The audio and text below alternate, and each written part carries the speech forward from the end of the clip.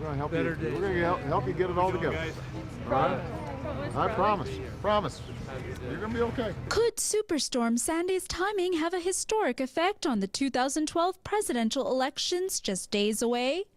This remains the million-dollar question as both candidates plan their last stops on the campaign trail after suspending bipartisan politics during the devastating hurricane earlier this week. It was not lost on me that to get anything done at all, and even to have my veto upheld, I had to have people across the aisle I could work with. Governor Romney has been using all his talents as a salesman to dress up these very same policies that failed our country so badly. The very same policies we've been cleaning up after for the past 4 years. And he is offering them up as change. He's saying he's the candidate of change. Well, let me tell you, Wisconsin, we know what change looks like. Numerous national polls before the hurricane hit showed both Romney and Obama tied, but political analyst Tanya Marchiol believes that President Obama's recovery efforts and praise from prominent Republican New Jersey Governor Chris Christie, as well as New York City Mayor Michael Bloomberg, could give him a boost.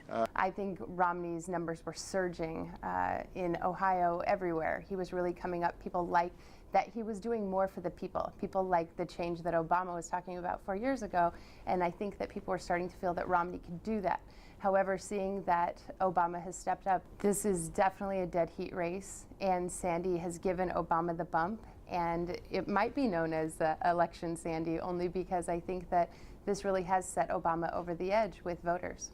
Despite Superstorm Sandy's continued crippling effects on America's northeastern coast, campaign officials say that the presidential elections will take place as scheduled on Tuesday, November 6th, although multi-state power outages could affect voting stations and turnout.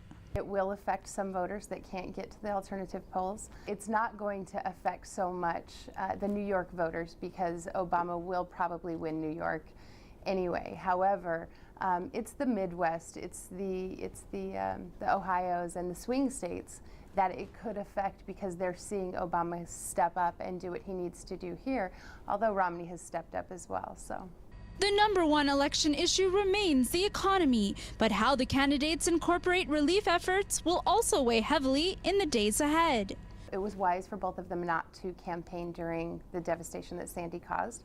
However, they need to be campaigning now on what will improve what's happened here in New York and New Jersey, Atlantic City. There has to be a plan for those people that don't have hurricane insurance. How can they rebuild these homes?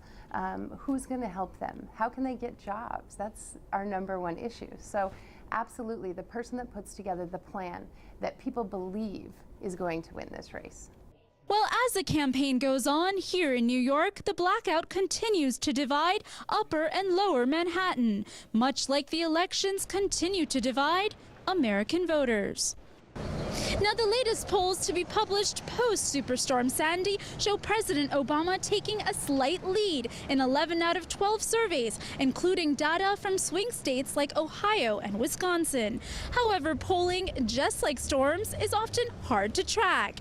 And even the most precise predictions can't say exactly which way the wind will blow when it comes to Superstorm Sandy's effects on the 2012 presidential elections. For KSA2, I'm Shruti Mathur, reporting from New York City.